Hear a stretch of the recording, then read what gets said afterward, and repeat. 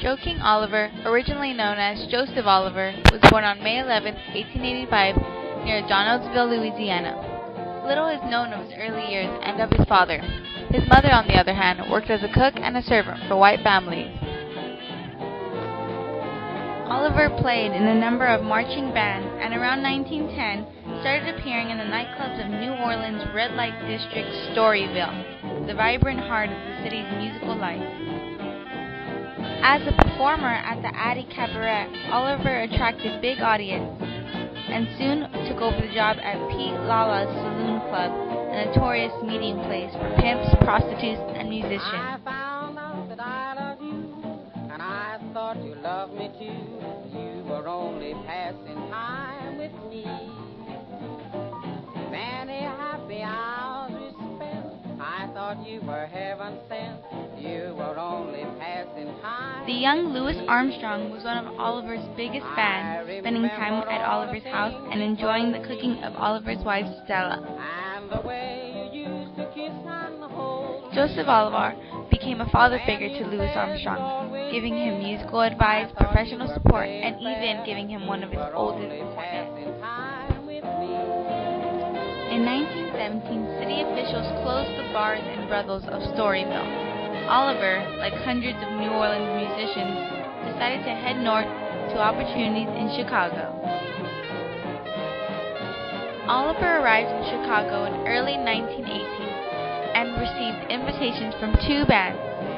Yet, in January of 1920, Oliver decided to form his own band, King Oliver's Creole Jazz Band.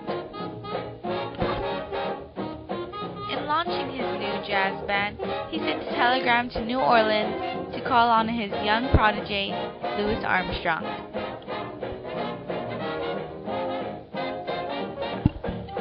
The band was a sensation, and its most widely noted effects were double cornet breaks.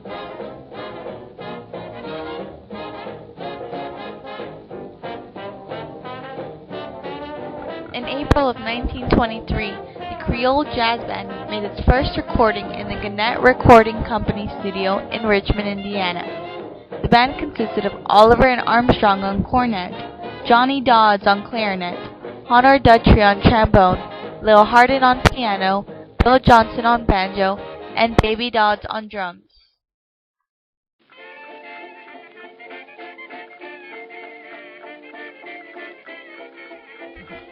Lil Hardin, the pianist, convinced Armstrong that Oliver was holding him back. At Hardin's urging, Armstrong left Oliver early in 1925, moving to New York with an invitation to Fletcher Henderson's band. When he returned to Chicago, the two musicians briefly reunited in 1926, but they are no longer close friends. When clubs closed and musicians went out of work, Oliver realized he needed a new professional strategy. So he formed a new band called the Dixie Cinecaptors in 1926, and together they made a number of popular dance recordings for the Violin Race series, one of them including Snag It, which was a huge hit in 1920. Oliver began to have setbacks, constantly missing gigs. Eventually, he lost all of his teeth due to gum disease and found it very difficult to perform. For the last few years of his life, Oliver lived impoverishedly. He had been separated from his wife and lived in a boarding house. Because Oliver had declined medical treatment for his high blood pressure, he eventually fell into deep decline and died of cerebral hemorrhage on April 8, 1938.